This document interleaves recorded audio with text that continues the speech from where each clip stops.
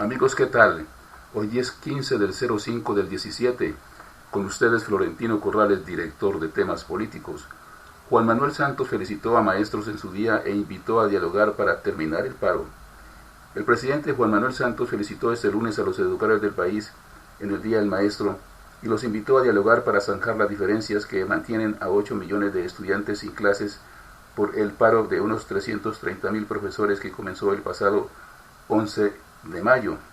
Santos aprovechó la misma red social para indicar que Colombia necesita a los docentes, toda vez que un buen maestro es vital en la construcción de un país en paz, tolerante y educado.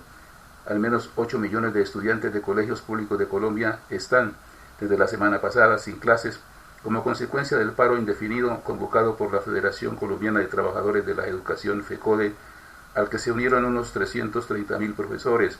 Según la entidad, la decisión de entrar en paro se tomó debido a la falta de un acuerdo con el gobierno nacional con respecto al incremento del salario que reclaman. También los profesores públicos denuncian que la atención de salud para el gremio es deficiente. Precisamente, FECODE indicó hoy en Twitter que el paro del magisterio sigue despierto, firme y fuerte. Además, manifestó que la educación pública colombiana se ha construido en los hombros de los maestros y con el sudor de sus luchas. A su turno, el Ministerio de Educación Nacional reiteró este lunes en un comunicado que la invitación a FECODE es a retomar las negociaciones que se venían desarrollando desde el pasado 9 de marzo y evitar que se siga afectando el derecho a la educación de más de 8 millones de estudiantes. FECODE realizará mañana la gran toma de Bogotá, huelga a la que se unirán otros sectores como la Central Unitaria de Trabajadores, la Unión Sindical Obrera de la Industria del Petróleo Uso y la Asociación Nacional de Trabajadores del Sistema Judicial Colombiano y afines, entre otros. En temas políticos, presentamos el informe del director. Influencias igual corrupción. Los colombianos asistimos a una telenovela interminable que muestra todos los días capítulos de todos los tamaños, tendencias y colores. La galopante corrupción que no acaba, por el contrario, galopa con jinete y sin jinete, actúa en solitario algunas veces y en otras con mandato definido. Está tan arraigada que cualquier versión, información o denuncia conocida no deja de ser una cuenta más en el rosario establecido desde tiempos inmemoriales.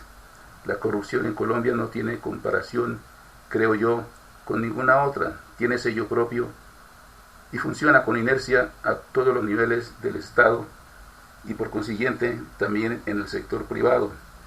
De ahí que la tarea que se han impuesto las IAS sea quijotesco, de manera que la Fiscalía, Procuraduría y Contraloría deben ser modelo de pulcritud, honradez, transparencia y algo más que diga hasta dónde pueden llegar en la labor de limpieza de un Estado cómplice a través de los distintos gobiernos que la acrecentaron y elevaron a la máxima potencia desde el Frente Nacional que se creó para implantar una paz política que pusiera fin a la guerra entre liberales y conservadores. Lo de ahora es apenas el comienzo y ya la Fiscalía reveló las primeras cifras. 1,3 billones de pesos perdidos en 300 casos de corrupción con 475 personas entre exfuncionarios y particulares investigadas por jueces por casos de corrupción. Todo este trabajo se adelanta bajo la denominación Bolsillos de Cristal en 16 departamentos del país.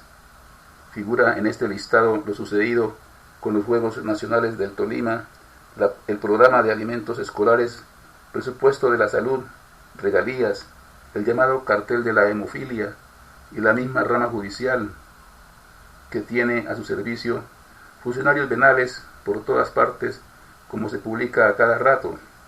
Luego Colombia registra los casos de corrupción más asombrosos conocidos hasta ahora y que bien podrían ser condenados de manera perpetua para que quienes los cometieron figuren por siempre en el listado y quienes avergüenzan a la familia, al partido y a la sociedad a la que pertenecen, para que sirva esto como escarmiento, si es que el pudor y la transparencia tienen todavía cabida en nuestra sociedad, pues de lo contrario, quienes se muestren como tal sean declarados especie en vía de extinción. En temas políticos, este fue el informe del director. Más de 500 municipios en alerta por excesos de lluvias en el país. El IDEAN advirtió que la temporada de lluvias irá hasta mediados de junio y que hay cerca de 560 municipios en alerta. En entrevista con la FM, Cristian Euskategui, jefe del pronóstico del IDEAN, aseguró que, comillas, hemos tenido precipitaciones abundantes en este comienzo, primera quincena de mayo. Es importante señalar que este mes hace parte de la primera temporada de lluvias, cierra comillas. Añadió que hemos tenido excesos significativos, especialmente en las regiones andina, Caribe y Piedemontes. Hoy se registra un exceso cercano a un 60%, lo que da lugar a que las alertas se hayan incrementado en buena parte del país. Hay cerca de 560 municipios con algún nivel de alerta, de ellos 260 tienen una amenaza moderada alta, cierra comillas. Meta. En Villavicencio la situación es crítica. El pasado sábado se declaró la alerta roja y luego bajó a naranja. Además se declaró la calamidad pública. A causa de la ola invernal, 2 personas murieron y 450 familias están damnificadas. Nariño. Las vías están en normalidad tras la afectación que provocaron las lluvias. Boyacá. Puerto Boyacá está en alerta por el incremento del caudal del río Magdalena. Tolima. Hay alerta naranja. La mitad del departamento está en riesgo por deslizamientos. Huila. Comunidades vecinas del río Magdalena están en alerta. Se han registrado inundaciones. El sur del departamento se encuentra incomunicado por un derrumbe en el sector de Pericongo. Putumayo. Las fuertes lluvias causaron daños a una planta de tratamiento de agua, dejando sin el servicio de acueducto a los habitantes de Mocoa. Bolívar. Se han registrado inundaciones, deslizamientos y crecientes súbitas. En el departamento hay 20.000 damnificados. En Eje Cafetero hay 5.000 damnificados en la Virginia Risaralda por las inundaciones. En el municipio de Santuario Risaralda se declaró la calamidad pública. En Manizales, por su parte, se han evacuado varias viviendas y se han presentado nuevos deslizamientos de tierra. Antioquia, unas 6.000 personas afectadas. Nechí está incomunicado. Sucre. En Guaranda hay en emergencia por el incremento en los niveles del río Cauca. Santander y norte de Santander. Derrumbes y deslizamientos en 5 municipios del norte de Santander. Hubo inundación en el río Lebrija, en el Bajo Río Negro, Santander. Valle del Cauca. En 3 municipios del departamento, incluyendo Cali, más de 800 familias tuvieron que ser evacuadas por la creciente del río Cauca. Capturan a 9 presuntos miembros del Clan del Golfo en Chocó y Antioquia. 9 presuntos miembros del Clan del Golfo, principal banda criminal de Colombia, entre ellas el jefe de seguridad del segundo de esa organización, fueron capturados por las autoridades, informó este lunes la policía. En una operación en el municipio de Acandí, departamento de Chocó, las autoridades capturaron a Wilber Ramos Ricardo, alias Balboa, jefe de seguridad de Roberto Vargas Gutiérrez, alias Gavilán, el segundo al mando de esta banda criminal, indicó la policía en un comunicado.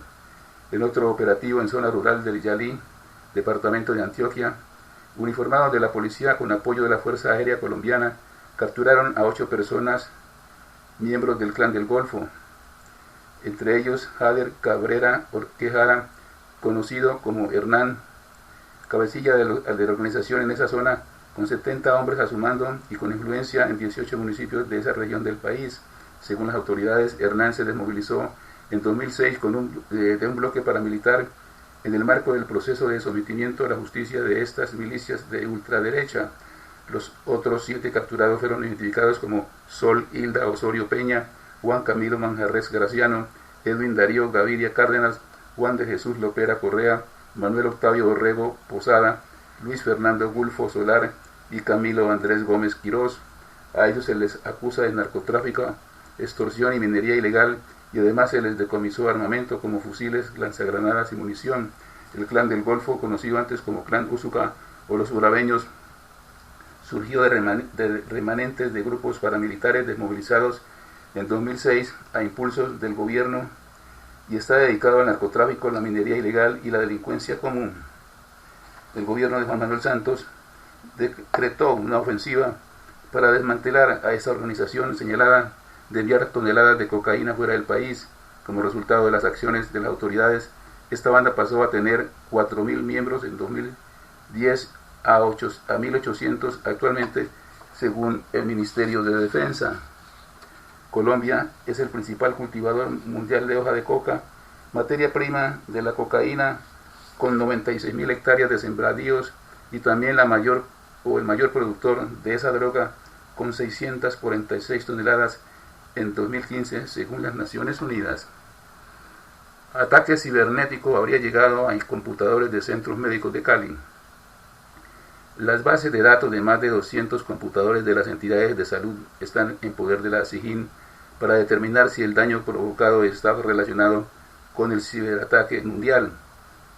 El WannaCry, un virus malicioso que se propagó desde la semana pasada en Internet en medio de un ataque cibernético y que afectó a los usuarios de 154 países, al parecer llegó hasta los computadores de la red de salud suroriente de Cali. Así lo aseguró la gerente de la S, Alexandra Córdoba, al revelar que desde la tarde del pasado jueves 11 de mayo, los funcionarios no pudieron ingresar a los sistemas operativos para el registro de citas, historias clínicas y exámenes de laboratorio, lo que dificultó la prestación del servicio a los pacientes. El caos, dice la gerente, se vivió en el servicio de urgencias del Hospital Carlos Carmona y en las IPS Antonio Nariño y Mariano Ramos. La funcionaria señaló que aunque el personal logró acceder nuevamente a los sistemas operativos este fin de semana, se perdieron 14 horas de información fundamental para el seguimiento a pacientes.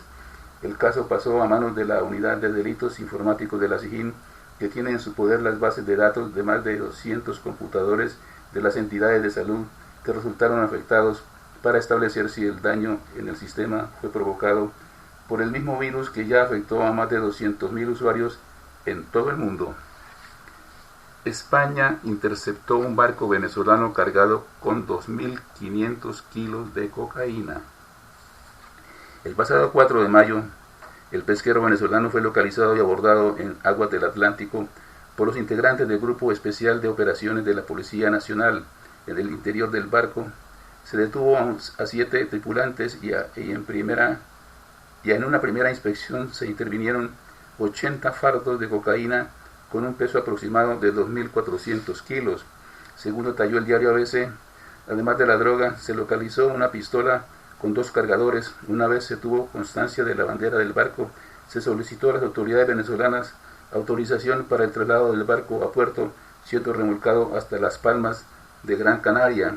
La investigación se inició al tener conocimiento en enero de que una organización de origen sudamericano y afincada en España estaba preparando el envío de una gran cantidad de cocaína hacia ese país.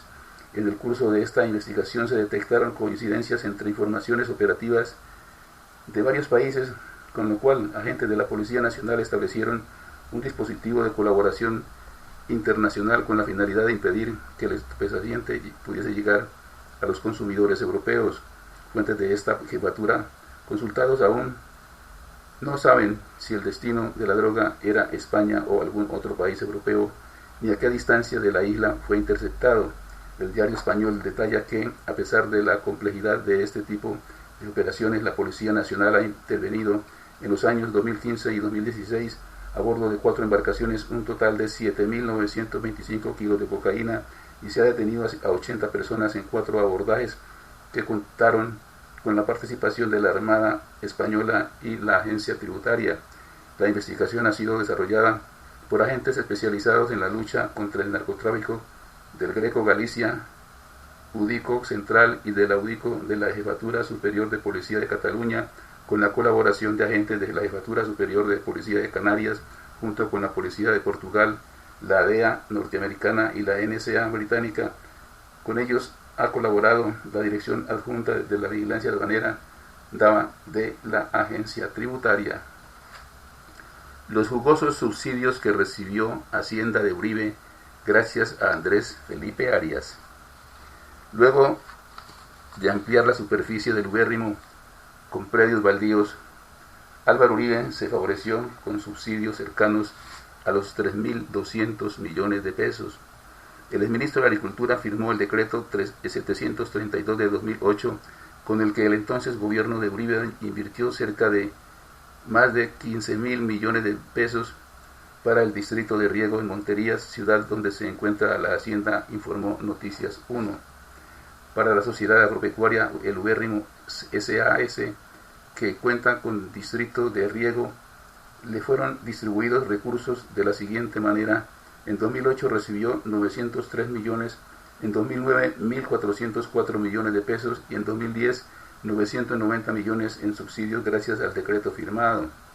El excontralor delegado Alberto Higuera, que hizo el informe con el fin de investigar las inversiones oficiales en los distritos de riego de Atlántico y Córdoba, comentó al noticiero, comillas, se descubre que en el año 2008 este distrito tuvo la segunda mayor participación en un proyecto de mantenimiento e inversión que hay en el INCODER con los distritos de riego, es decir, que fue el distrito de riego con la segunda mayor inversión para el 2008, cierra comillas. Esto quiere decir que el gobierno de Uribe firmó un decreto que le otorgaba subsidios no reembolsables para beneficio de las propiedades del jefe de Estado y su familia, indicó la nota. Por último, Higuera denunció ante la Fiscalía y las Naciones Unidas que ha recibido amenazas de muerte, concluyó Noticias 1. En esta semana, Álvaro Uribe también denunció ante la Fiscalía al Contralor General Edgardo Maya Villazón y a los demás funcionarios de ese organismo, luego de que esa entidad solicitara una investigación a la Agencia Nacional de Tierras sobre supuestos casos de despojo y venta irregular de baldíos que involucra la finca del expresidente en Córdoba, conocida como El Ubérrimo. El abogado de Uribe, Jaime Lombana, se pronunció en RCN Radio al respecto. Comillas, no entendemos por qué la Contraloría se pronuncia frente a actuaciones totalmente lícitas y transparentes en la adquisición de unos baldíos a quienes eran previamente poseedores legítimos de esas sierras, cierra comillas, y agregó en la emisora, puedo garantizarle al país, como lo ha hecho el expresidente Uribe, que en esa adquisición de tierras no hubo absolutamente nada ilegal, todo fue absolutamente transparente y legítimo, cierra comillas. Dice el IDEAN, temporada de lluvias se mantendrá hasta junio. Omar Franco, director del IDEAN, aseguró este lunes que la temporada de lluvias se mantendrá hasta el mes de junio como tiempo de transición hacia el fin de las lluvias. El funcionario indicó también que en las próximas 48 horas continuarán las fuertes precipitaciones, principalmente en la zona andina del país. Comillas, tenemos niveles altos de los ríos, el suelo de la región andina está pasando por una situación fuerte, cierra comillas, indicó Franco en entrevista con RCN Radio. En ese sentido, el IDEAN advirtió que se deben tener prendidas las alarmas en regiones de los ríos Magdalena y Cauca medio como Antioquia, Boyacá, Santander, Eje Cafetero y el Cauca. Cabe aclarar que aunque en Bogotá no se tuvo el hito histórico de lluvias, sí se presentó este domingo una fuerte acumulación de lluvias en muy poco tiempo que generó las inundaciones. Comillas, se tuvo un registro de más de 30 milímetros en aproximadamente una hora de concentración y la fuerza generó inundaciones, pero no fue una lluvia histórica en Bogotá, cierra comillas, dijo al respecto el director del IDEAN. Es ingenuo pensar que crisis de Venezuela no tocará a Colombia, dice Moisés Naim. Moisés Naim, politólogo venezolano, dijo en 6 AM Hoy por Hoy de Caracol Radio que habrá reuniones de amigos del gobierno que se declaran en constituyente y seguramente, cree el columnista, emitirán un comunicado, comillas, pero eso es teatro, es escenografía para distraer lo que realmente está viviendo el país. Lo que no se sabe es hasta cuándo aguantarán los venezolanos, cierra comillas. De acuerdo con Naim, Nicolás Maduro apuesta a que por cansancio los protestantes menguen sus protestas, pero hasta el momento no ha ocurrido. Comillas, llevamos 40 días de protestas, de movilizaciones, y hoy habrá un plantón. Hoy lo que sucede es espontáneamente en distintos pueblos, en distintos estados, sin una directriz central. La gente ya está desesperada, harta, está tomando su iniciativa para protestar, pero ha durado mucho más de lo que imaginaban, cierra comillas. Lo cierto, según Naim, es que los mandatarios de América están mirando a Venezuela. Donald Trump habla de la crisis venezolana a todos los presidentes de América Latina con quien se encuentra. Comillas, él es consciente del peligro que hay, pero no podrá hacer mucho. Ese es un problema que tendrán que atender más los vecinos, cierra comillas. El presidente Juan Manuel Santos, según Moisés Naim, había tenido que manejar con mucho cuidado la situación de Venezuela por blindar el proceso de paz, comillas, pero se le está acabando el tiempo. Pensar que lo que está ocurriendo en Venezuela no va a llegar a Colombia puede ser ingenuo. Venezuela es una olla de presión y Colombia es un vecino cercano. Es difícil pensar que no habrá consecuencia para este país y no solo a la zona fronteriza, llegará más allá, cierra comillas. Hasta aquí, temas políticos. La invitación muy cordial para que nos sigan en Twitter, Facebook, YouTube, @temas políticos, una sola palabra, de lunes a viernes en este mismo horario. Muchas gracias por su sintonía, los espero mañana. Buenas noches.